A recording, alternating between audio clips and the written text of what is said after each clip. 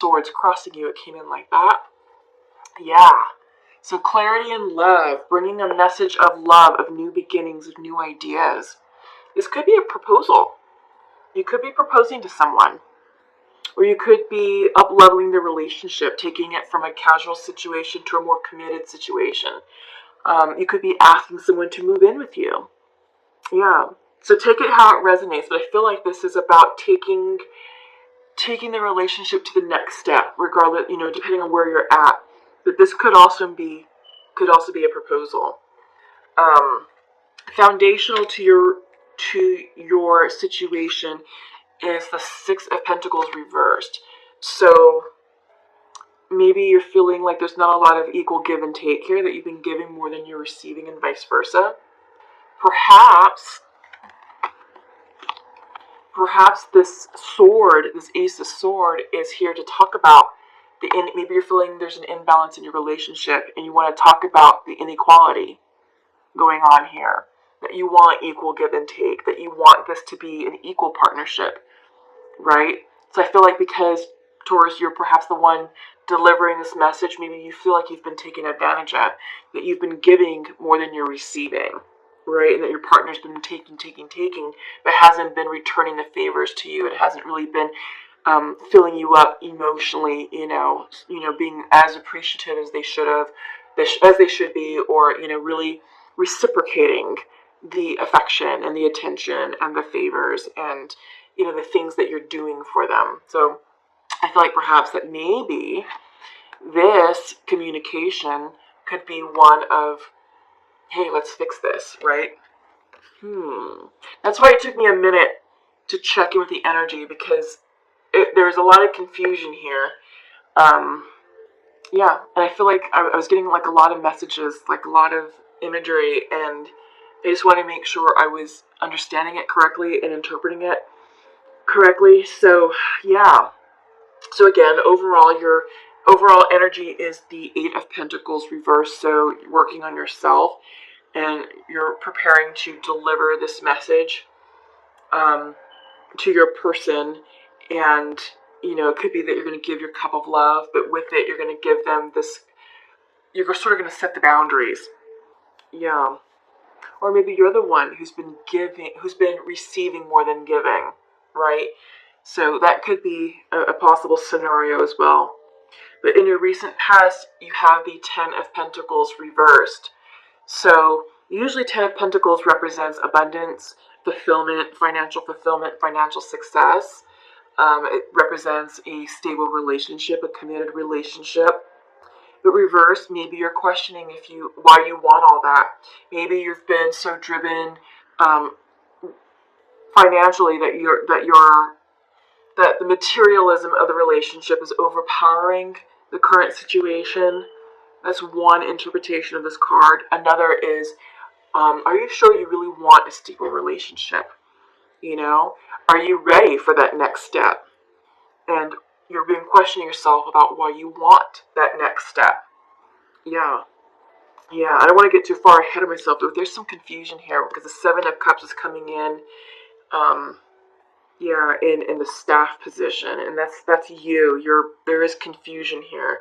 So I feel like you're getting some mental clarity on a relationship, on what it is that you want. On your mind's eye, you have the King of Wands. So maybe some of you are dealing with a fire sign. This could be an Aries, Leo, Sagittarius. You could also be tapping into the energy of the King of Wands too. So being very charismatic, being a leader, taking control of your life, and really knowing what the strategic vision is, and then working with others to implement that vision, right? And to motivate others to see things your way, to see your side and be like, yeah, okay, you're right. So I do get the sense that you could be embodying the energy of the King of Wands as well. Just because I'm saying that because of this card of the reverse Six of Pentacles. So there's imbalance here, and you're looking for balance. But you're being told to move forward, with this plan. I feel like, I'm not seeing a lot. Hang on. Yeah, so when the Chariot comes in, this is all about go. The right timing. Go for it. Take advantage of the opportunity. Seize the day. move on this opportunity. You don't want to let that pass you by. All right. So being drawn to the center of your reading with this Ace of Cups. I'm sorry, Knight of Cups and Ace of Swords. I do get the sense that this could possibly be, a conversation. I'm getting the sense, again, this is a conversation in love or regarding a matter of love, matter of the heart. And it's about, defining the relationship, taking the relationship to the next level. And this, like I said, this could be a proposal. With the Chariot coming in your future, it's like, yeah, take that step, take that leap, move forward with that idea, right? And you're checking in, with yourself. I feel like you're embodying the energy of the King of Wands to step up and get grounded and to be a leader in this relationship. And again, the King of Wands can also represent a fire sign that you're perhaps dealing with. Maybe you have a fire sign on the mind. Again, a Leo, an Aries, a Sagittarius. But yeah, I feel like you're being told to move forward with your communication, with your question, and not to be confused about it. I feel like you're going to be coming into clarity real soon because the environment around you is very expansive. The environment around you is all about the future planning. Is this person going to be part of your future? What are you going to do with your career? And this is looking at the 3-year, 5-year, 10-year outlook. So very strategic planning. And we're seeing that with the King of Wands here, because that's what the King of Wands does. He's a visionary. He looks at the big picture. He doesn't look at the immediate future. He looks 3 years, 5 years, 10 years down the road. And I feel like that's exactly what you're doing. And you're getting into alignment with what you want. Right? You're getting into alignment with what it is that you want to bring into your next phase of your life. Your overall hopes and fears, 2 of Cups. You want love. You want the real deal. You want this happily ever after. You want your soulmate. And I feel like maybe you are with your soulmate right now, Taurus. And I do get the sense that you're ready to take the relationship to the next level. Maybe a marriage proposal. I keep saying that.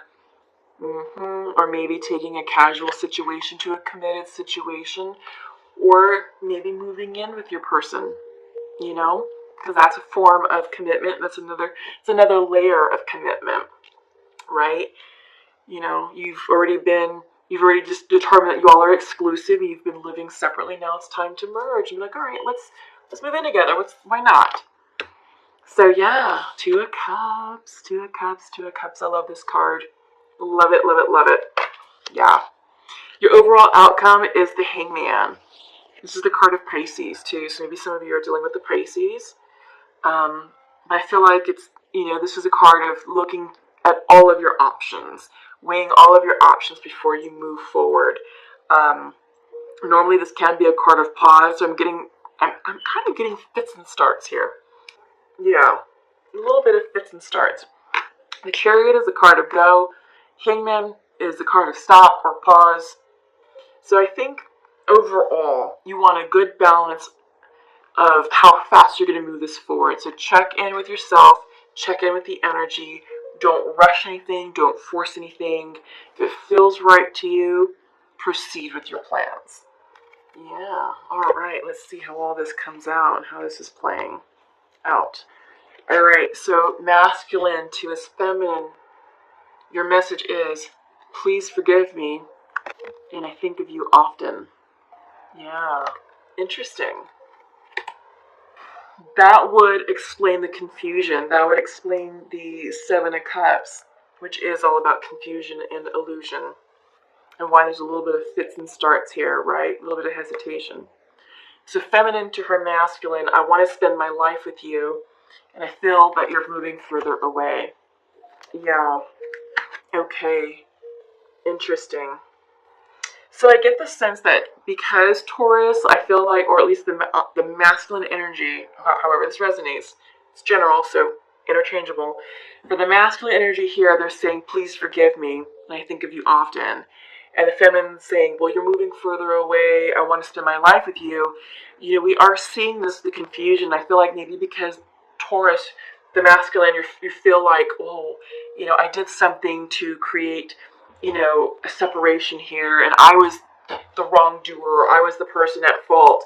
And I feel like maybe that's playing into your confusion, and maybe the spits and starts is sort of like all about uncertainty, because you have the chariot saying go forward, but your overall outcome is saying hang on. So you see what I mean? There's confusion, and you have the Seven of Cups here, which is also confusion. All right.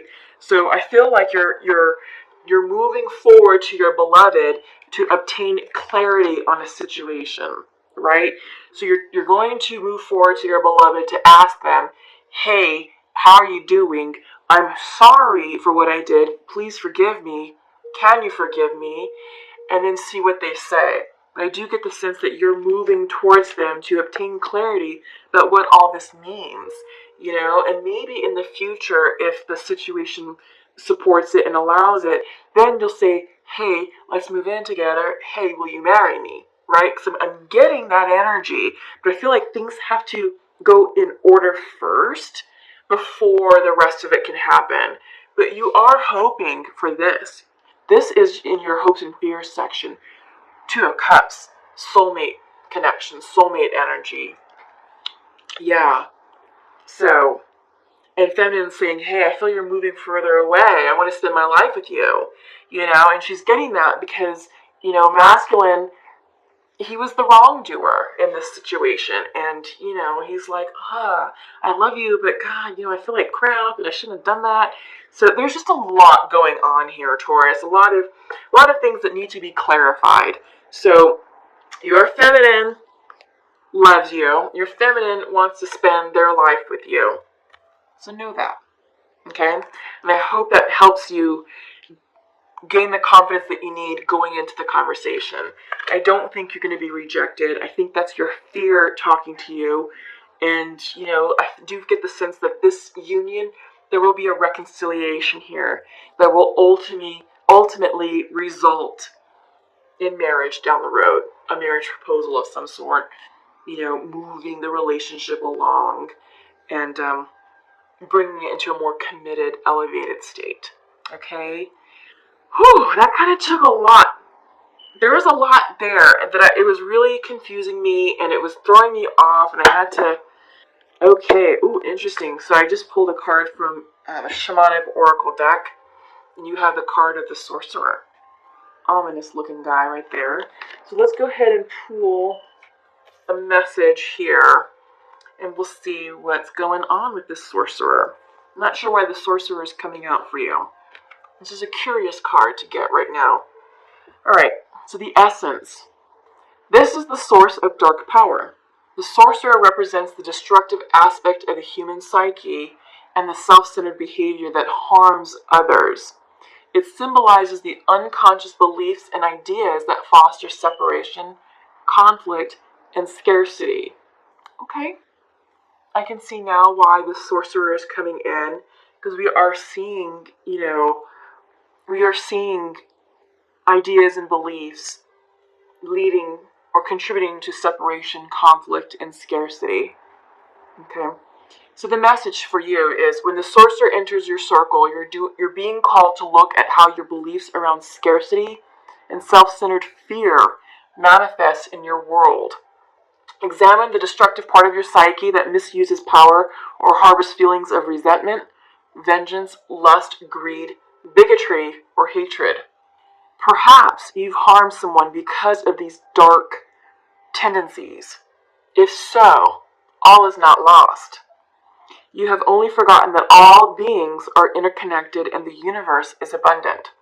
The sorcerer arrives to challenge you to change your thinking. You're given a second chance. Correct your course and practice not blaming others for the darkness that lives inside you. Make peace with it and choose another way. This is interesting because I'm wondering if maybe the destructive part of your psyche is what contributed to this breakup. This card is coming in for a reason, Taurus, and I feel like it's definitely telling you to address your dark side, your shadow side. And it's dealing with aspects of self-centered behavior that harms others. So maybe you're putting yourself first, and you made a decision that was unilateral, that served only your highest good and only your self-interest, and did it from a place of selfishness without any care for the other parties involved. That's one aspect. But this deals with harming others, right? So I feel like this is coming in because you are masculine, you are admitting fault here.